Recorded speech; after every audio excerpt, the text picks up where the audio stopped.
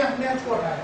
अब हमारे सामने दूसरी समस्या जब आई, हमें उस चैप्टर का स्कोर चाहिए था, जो 4 घंटे आप खराब करते हैं, 4 दिन खराब करते हैं, उसकी जगह हम कुछ डालें या ना डालें, ये सिलेबस कमेटी का काम होता है। और मेरी आपसे रिक्वेस्ट है एज ए यंगर पर्सन, आप उन सिलेबस कमेटी के मेंबर्स के क्रेडिबिलिटी के ऊपर क्वेश्चन शुरू से न उठेंगे। अब ये मान के चलिए कि गॉड गिफ्टेड लोगों ने हमें ये सिलेबस दिया है और हम इसको इम्प्लीमेंट करेंगे, और मेरी ड्यूटी बनती है, मेरी मतलब एनसीईआरटी की, कि हमारे टीचर्स को हम ट्रेन करें हाउ टू इम्प्लीमेंट इट। है करेक्ट? तो मेरी आपसे एक बुरी प्रार्थना है कि आप उनके ऊपर क्वेश्चन उठ रही है। जैसे फिजिक्स का एस्ट्रोफिजिक्स जो बेंगलोर का इंस्टीट्यूट है साइंस ऑफ, वो फिजिक्स का जो इंचार्ज है वो उसका डायरेक्टर है।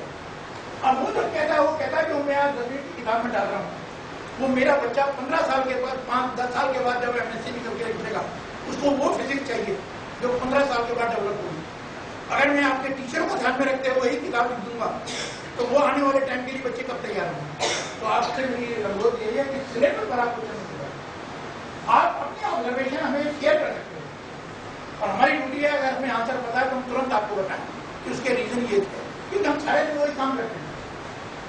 तो हमने जानकर उस लॉ को हटाया, और 11वीं किताब में, ये फिजिक्स की किताब में हमने ये बात कह दी कि जो टीचर इस फिजिक्स को पढ़ाएगा, क्योंकि बच्चा मैच्योर हो चुका है 11वीं का बच्चा तो बाप बराबर हो जाता है, बाप भी फ्रेंड कर सकता है, हमें करें। और वो उस लॉ के चैप्टर को 1 घंटे में ही मकअप कर सकता है और अंडरस्टैंड कर सकता है। अगर हमारा टीचर का 1 दिन का पीरियड के लग जाए तो आसानी से लॉ को मैं पढ़ा सकता हूँ, क्योंकि लॉ में जो इंडिसेस के 4 रूल हैं उसी से ही तो लॉ की डेफिनेशन आती है। तो 11वीं का बच्चा कर लेता है, इसलिए हम उस पर ना अटकें कि वो क्यों हटा दिया गया, वो अच्छा है। You have no such kind of observation, this is my request to आप। चलिए, अब और कोई क्वेश्चन है तो पहले हम आगे स्टार्ट करो। चलिए, नंबर 1 को इंपॉर्टेंस देनी चाहिए, क्योंकि whole number natural number system is build up from 1। Prime number की जो डेफिनेशन है, सबसे पहले इसका जो डोमेन है, वो डोमेन है नेचुरल नंबर। मैंने आपको पहले बता दिया, डोमेन का मतलब प्राइम नंबर जहां से आएंगे वो सब नेचुरल नंबर ही होंगे और कोई नहीं हो। तो आगे से नेगेटिव की बात सोचना और 0 की बात सोचना बंद करो। उसके बाद उसमें कहा गया था कि जिसके 2 फैक्टर हों, किसी भी नंबर को आप सोच के रखो, कॉपी पे लिखो, कोई भी नंबर, उसके फैक्टर या तो 1 होगा या 2 होंगे या 2 से ज्यादा होंगे। ठीक है? जो 1 फैक्टर वाला है वो सिर्फ 1 ही नंबर है, 1। उसको हटाने के चक्कर में प्राइम की डेफिनेशन थी a number which has 2 distinct factors is called prime. जब वो डेफिनेशन में नहीं आता तो वो प्राइम क्यों हो गया? अब आपने ये कैपेबिलिटी जब ही आएगी इंटरव्यू बोर्ड के सामने बताने के लिए, जब आप उसको अंडरस्टैंड करेंगे। अगर आपने मेरी उस पदन को रट के चल रहे हैं तो हो सकता है शाम तक ही भूल जाओ। हमें करेक्ट अब सीधी बात करिए, मैं आपको बिल्कुल वो बता रहा हूँ जो मेरे को पता है, मेरी किताबों में प्रॉब्लम है और मेरे टीचर के पास जाना है मुझे, पर मैं किताबों में सब कुछ नहीं लिख सकता। देखिए, रीडिंग हैबिट अब सबकी खत्म हो गई। इवन मेरी लेवल पर भी जब 15 पेज पे इसका रिमोट आ जाता है कहीं से, तो मैं अपनी पीए से कहता हूँ इसको हाईलाइट करके भेज दो, क्या क्या इंपॉर्टेंट पॉइंट है, क्योंकि रीडिंग में आप नहीं रहा। मेरे को पता किताब में नहीं, मैंने लिखा है, नहीं जाएगा। अब मैं आपको समझ रहा हूँ, गया आपके दिमाग में नेचुरल नंबर सब एग्जिस्ट करते हैं प्राइम नंबर के लिए। प्राइम नंबर हमेशा नेचुरल नंबर होना जरूरी है। उसके बाद उसके 2 फैक्टर होने चाहिए डिस्टिंक्ट। तो 1 के तो 2 फैक्टर है। इंटरव्यू में ये मत कह देना कि 1 is divided by 1 इसका नाम दो, हमें क्या ये मत कहना 1 is also divided by equally by 2, 1/2, ऐसी बातें नहीं कहना, क्योंकि वो सारा नंबर थ्योरी से बाहर निकल जाता है। तो क्योंकि उसका अकेला एक फैक्टर है, उसको हमने अलग कैटेगरी डाल दिया। अब 2 कैटेगरी रहेगी, 2 फैक्टर की और 2 से ज्यादा है। जो 2 से ज्यादा है वो सारे के सारे कंपोजिट, ठीक है, और जो 2 वाले हैं वही सिर्फ प्राइम है। और बच्चों को 100 से आगे के प्राइम नंबर बताने की ज्यादा जरूरत नहीं है। पर हमने अपने मटेरियल में कहीं छापा है कि 1000 तक के प्राइम नंबर भी आप ढूंढ सकते हैं, और वो सब एक सप्लीमेंट्री और इनहांसिंग टाइप का मटेरियल है, उसे क्लास में मतलब। आपको मेरी एक दूसरी गुजारिश है कि टेस्टिंग में और पढ़ाने में दोनों में बड़ा डिफरेंस होता है।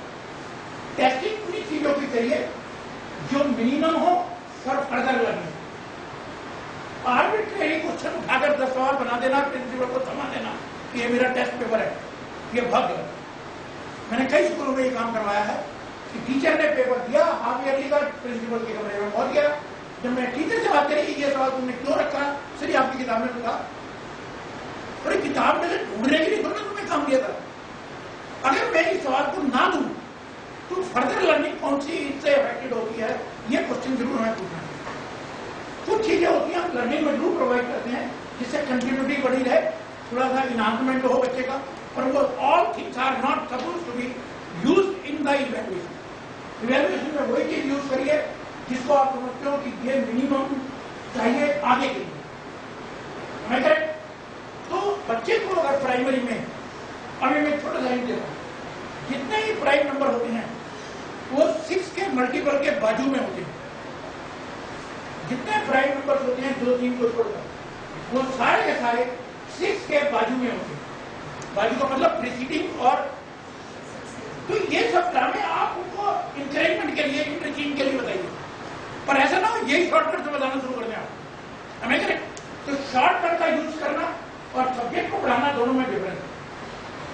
अभी मैंने आपको बताया ये मेरा एक इन्हांसिंग है कि बच्चा घर जाके खेलेगा और वो सब कुछ करता रहेगा, ये प्राइम है, ये टेस्ट करेगा, वेरीफाई करेगा। और पढ़ाने के लिए मुझे ये बताना है कि प्राइम नंबर के 2 वेक्टर होते हैं और वो दोनों डिस्टिंक्ट होने चाहिए तभी, और वो नेचुरल नंबर के अंदर से ही होंगे। इसे क्लियर?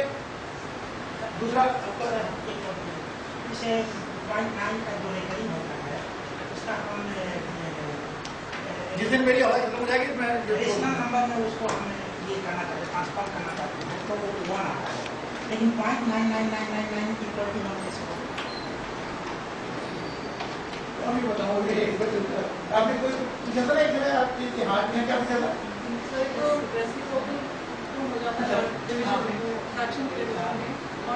चलिए उससे पहले एक लोगों ने पूछा था वो रियल लाइन पर माइनस माइनस के बारे में। देखिए पहला क्वेश्चन क्लियर हो गया सबको? किसी को करने को तो रेज करिए आप। मैं नहीं चाहता कि मेरे कमरे में से आप निकल के जाएं और फिर ये क्वेश्चन प्रोसेस कर जाए। इसे क्लियर? कोई डाउट हो तो भी हाथ आपको। दूसरा ये जो नेगेटिव नंबर का मामला है मैं आपको दिखाता हूँ। ये मेरे पास नंबर लाइन है। एक मैं सेशन देना चाहता हूँ जो आपको जो बड़ी इंपॉर्टेंट होगी।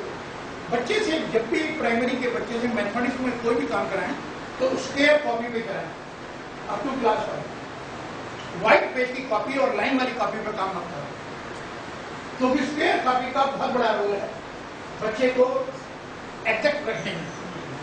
जैसे मान लीजिए लॉन्ग डिवीजन कर रहे हो या जोड़ रहे हो, उस कॉपी में अगर वो नंबर लिखेगा तो कॉलम में ऑटोमेटिकली अरेंज हो जाएंगे। और जो उसकी आंखों से गड़बड़ हो जाती है कि इधर का उधर जोड़ गया, जो ऊपर हाथी लाई वो उसने वहां लगा दी, वो टेढ़ा मेढ़ा काम जो है ना, एक तो वो अच्छा नहीं लगता आंखों को, और बच्चे को हमें हेल्प करना है ना कि फेल करना है। तो उसको हेल्प करने के लिए मैं ऐसे एड आपको कहता हूँ, उस पर्टिकुलर पेज को आप यूज करिए प्राइमरी में। मैंने अपनी एनसीईआरटी की किताब में उन क्वेश्चनों के सोल्यूशन भी उसी तरह के पेज पे छुपाए हैं पब्लिश करके, क्योंकि मैं आपको मैसेज देना चाहता हूँ कि व्हाइट कागज पर मैथमेटिक्स प्राइमरी में मत पढ़ा, कंपल्सरी कर दो। पब्लिक स्कूलों में क्या हुआ है, नर्सरी में तो कॉपी लगती है, उसके हाथों हटा देते। आपको मैं उसका एडवांटेज बता रहा हूँ कि अगर 4 कॉलम में मेरे को नंबर लिखना पड़ रहा है, डेसिमल का भी लिखना पड़ रहा है, हम कहते कहते पागल हो जाते हैं कि डेसिमल को एक कॉलम में रखो। अगर वो स्क्वायर कॉपी होती तो उसी स्क्वायर में ही तो डेसिमल लगते। तो हम बच्चों को अपनी बातें ना बताएं जो हमारे टीचरों ने हमें नहीं बताया, और with the advancement of technology and other thing हम अगर समझते हैं तो बच्चे को कंट्रोल करने का और भी ना करें, तब तक बताते रहेंगे वो तो सुनेगा नहीं। आज का बच्चा तो बिल्कुल नहीं सुनता, हम तो सुनते भी थे। फिर हमने ये डिवाइस किया कि मेथड हमारे कुछ बदलने चाहिए। तो अगर आप सारे मेरे कहना माने तो स्क्वायर कॉपी का यूज करिए, ना आपको डेसिमल में लिखने में दिक्कत होगी। जैसे मैं 500 500 5 से भाग रहा हूँ, बच्चा 11 लिख देता है, मुझे ये नहीं पता वो 11 कहाँ का लिखा उसने। तो अगर मैं वो टेंस के ऊपर में देखता कि उस कॉलम में लिखा नहीं लिखा तो मैं कह सकता था कि इसने 110 बनाया। तो एक तो मेरा आपको एग्री करते हैं मेरे प्राइमरी तक सिर्फ ज्योमेट्री के पोर्शन को छोड़कर, ज्योमेट्री में अगर हो गए तो लाइन वाइन हो गए, एंगल सब डिस्टर्ब हो जाएंगे।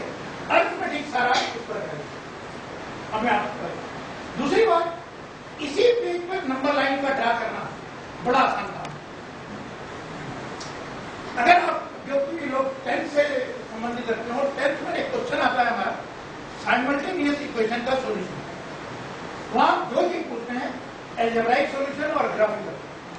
हमारे बच्चे, मैं ये नहीं कह सकता टीचर गड़बड़ कर रहे हैं, हमारे बच्चे करते क्या है, हम ग्राफिक सॉल्यूशन देते हैं कि सॉलिड ग्राफिकली, वो बच्चे पीछे की कॉपी पर आगे वाले पेज पर अलजेब्राइकली सॉल्व करते हैं और बाहर कह देते हैं कि इसका ये सॉल्यूशन है, और ग्राफ को सॉल्यूशन नजर नहीं आता। और being the administrator of evaluation, मेरी इंस्ट्रक्शन क्लियर कट है, इस सवाल में बच्चे को 0 दो जिसने पीछे कोई अलजेब्राइक काम किया, समझ गए?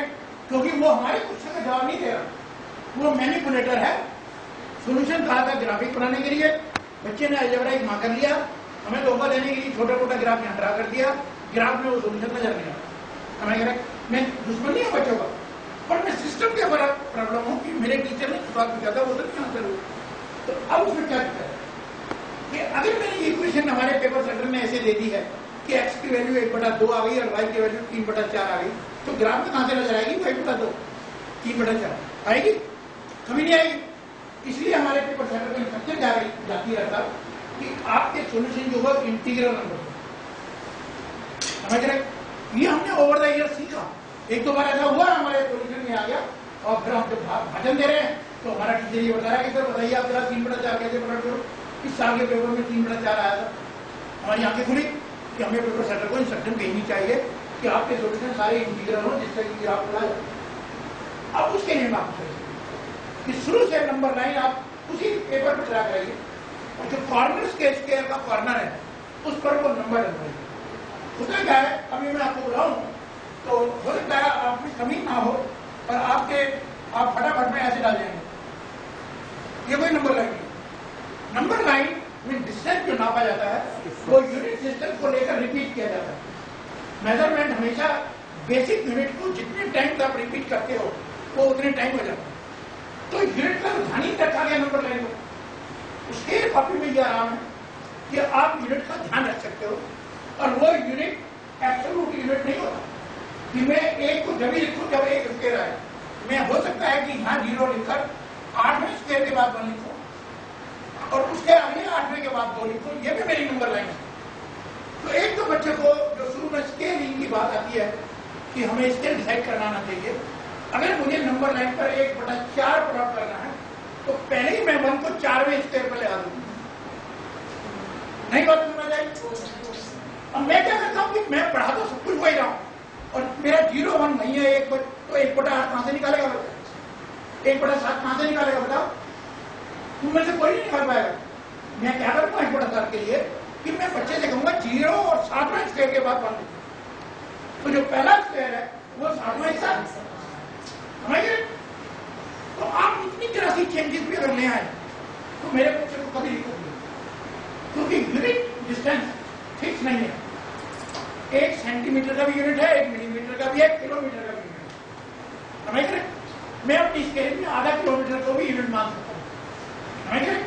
जैसे बैंकिंग में होता हाफ ईयरली क्वार्टरली, उन्होंने भी यूनिट तोड़ा ही है ना, वो नहीं तोड़ा वो। तो आप भी अपनी स्केल कॉपी पर ही नंबर लाइन डालें।